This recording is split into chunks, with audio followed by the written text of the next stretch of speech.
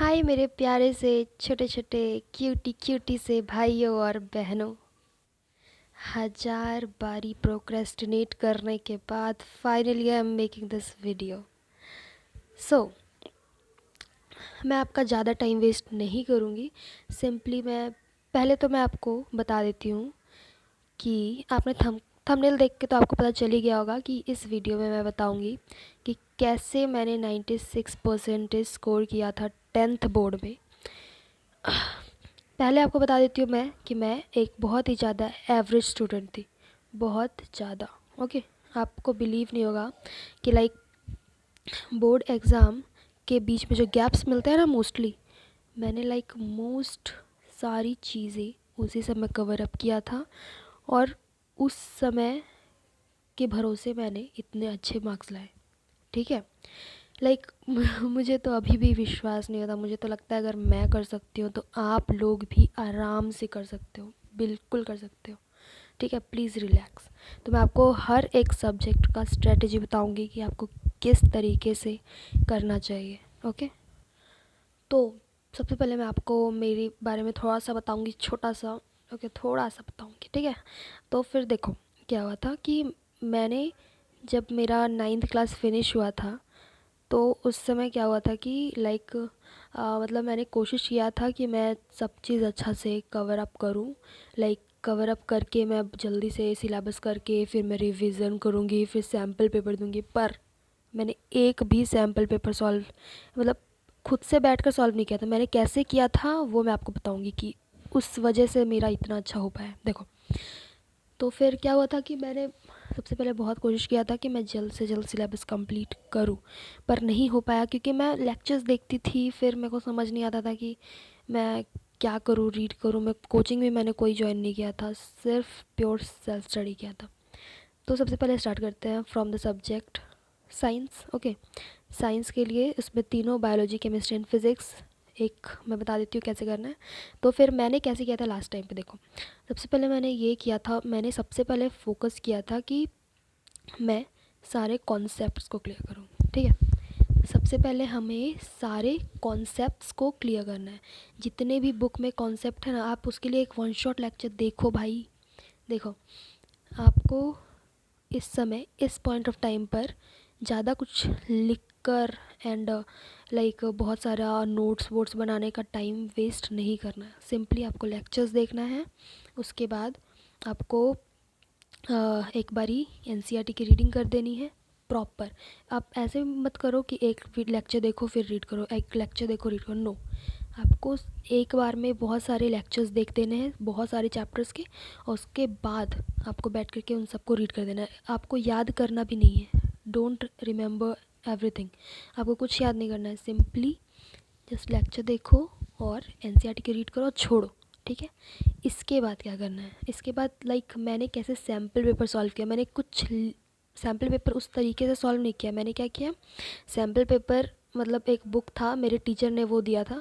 तो मैंने मतलब वो लाते थे तो मैंने उनसे मांगा था कुछ दिनों के लिए, और गैप के समय मांगा था। तो मैंने उसी समय सैम्पल पेपर सॉल्व किया था। मतलब क्या किया था कि सारे क्वेश्चंस मैं देखती थी और आंसर रीड करती थी। मैं अपने से इवन लाइक व्हाट सोचती भी नहीं थी, मैं डायरेक्ट क्वेश्चन रीड किया, आंसर रीड किया, क्वेश्चन रीड किया, आंसर रीड किया। ऐसे करते करते मैंने लाइक 4-5 सैम्पल पेपर्स का ऐसे मैंने सॉल्व किया था। ठीक है, इसी तरीके से मैंने कुछ और नहीं किया उसमें। उसके बाद फिर इस तरीके से आपको करना है साइंस के लिए, और इवन आप एसएसटी के लिए भी यही करो। आपको हर एक चैप्टर वाइज कर करने की ज़रूरत नहीं है। आप इस समय वीडियोस का यूज़ करो, बेस्ट वही है। मैं भी बहुत सारे वीडियोस देखी थी। और एसएसटी में खास करके वो मैप वर्क फर्स्ट प्रायोरिटी होना चाहिए कि आपको मैप वर्क अभी करके हटा देना है। उसके बाद आप बुक्स में जाओ और उसके बाद सारी चीज़ें वैसे ही सैम्पल पेपर लगाते जाओ। ओके, सैम्पल पेपर मैं आपको बोलूँगी कि लाइक प्रीवियस ईयर के सैम्पल पेपर्स जो भी है ना, प्रीवियस ईयर के पेपर्स, उनको इस तरीके से करो पहले। उसके बाद फिर इस ईयर वाले जो और सैम्पल पेपर्स आपको मिलेंगे उन सब को सॉल्व करना। उसके बाद मैथ्स के लिए सिंपली बताती हूँ। सो मैथ्स के लिए इस समय यू जस्ट हैव टू, आपके पास तो दो ऑप्शन होगा, बेसिक और स्टैंडर्ड। मैंने स्टैंडर्ड मैथ लिया था। तो लाइक मेरा क्या होता था कि मैं लाइक मैथ्स के लिए only and only lecture, video lecture देखती थी।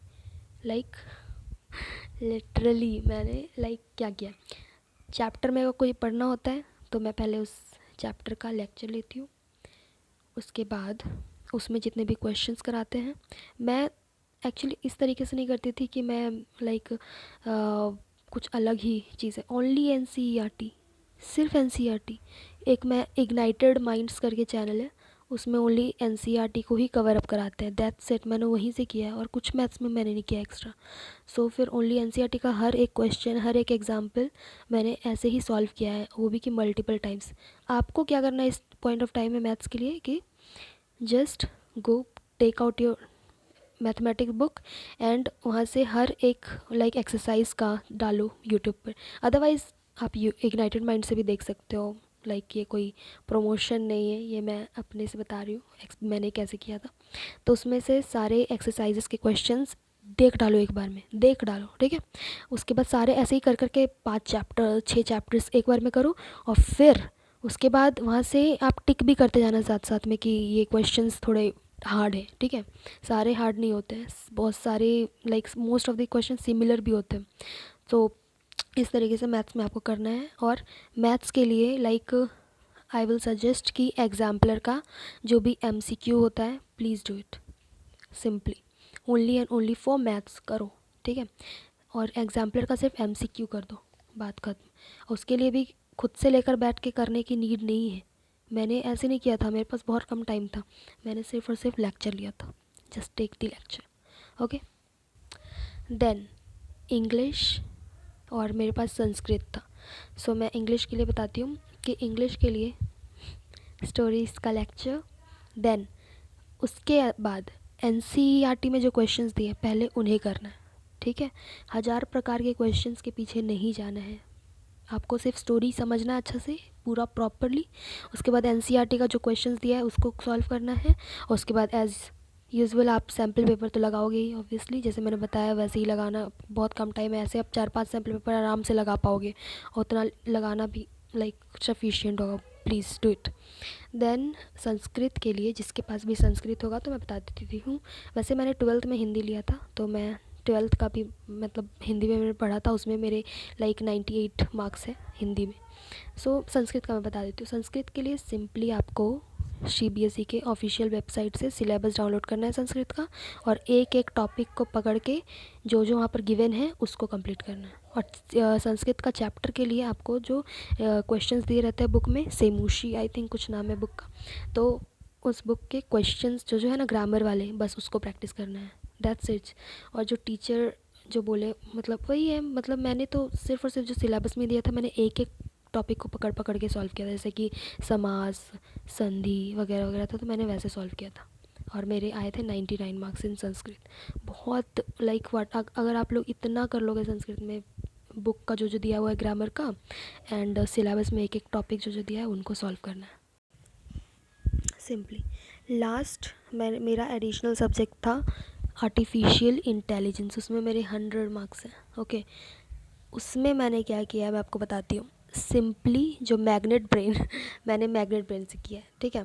मैंने हर सब्जेक्ट तो मैंने यूट्यूब से किया, तो मैं आपको एक एक करके चैनल बता देती हूँ कैसे करना है। तो मैंने मैग्नेट ब्रेन से एआई का जो भी टीचर सर पढ़ाते थे, ठीक है, मैंने उनका सिर्फ लेक्चर लिया, कुछ लिखा भी नहीं है, कुछ भी नहीं, बस उनका मैंने समझा है, ठीक है। और उसके बाद मेरे पास मैंने गूगल से थोड़ा थोड़ा निकाल निकाल के नोट्स, और सर का जो पढ़ाते थे कुछ कुछ, तो मैंने उनका स्क्रीनशॉट ले लेकर ऐसे ही छोटा छोटा चीज़ें मैंने लिख रखा था। लिखना है एआई में, तो मैंने बुक नहीं लिया था इसलिए मैं लिख रही थी, अगर मेरे पास बुक होता तो मैं सिर्फ बुक को ही वहाँ पर मार्क करती, ठीक है।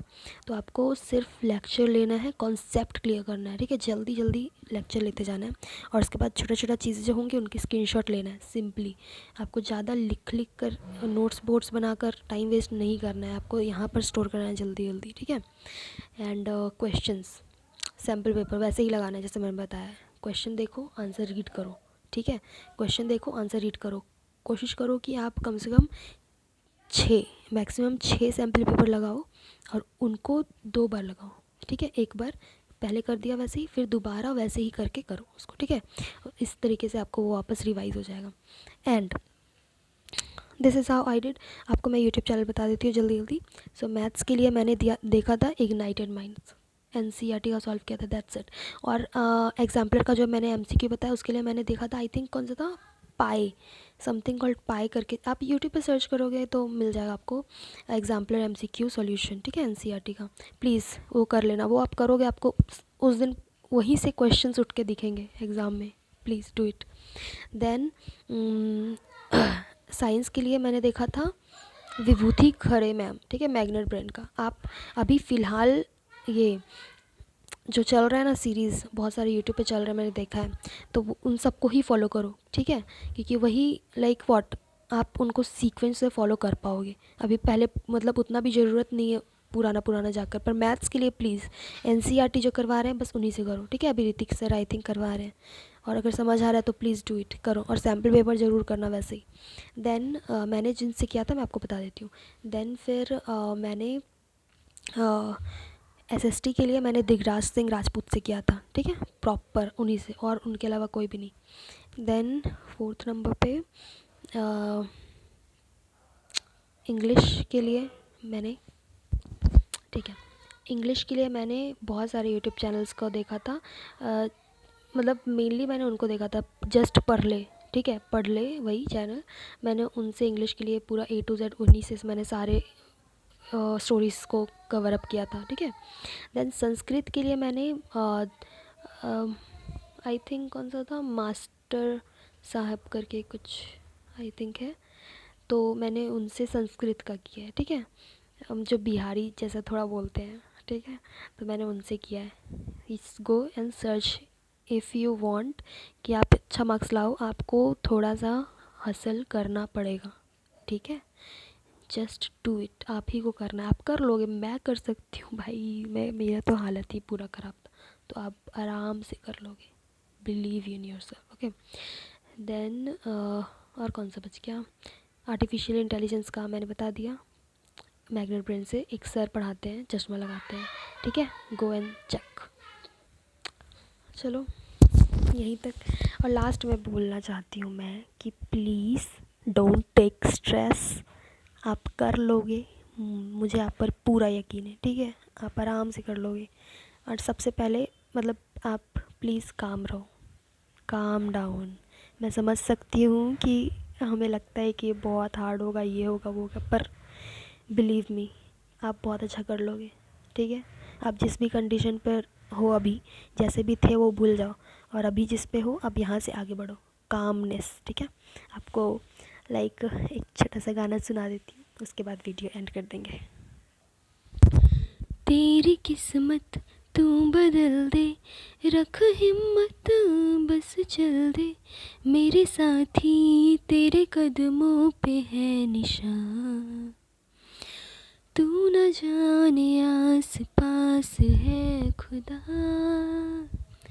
तू न जाने आस पास है खुदा। All the best guys, you can do it. Bye.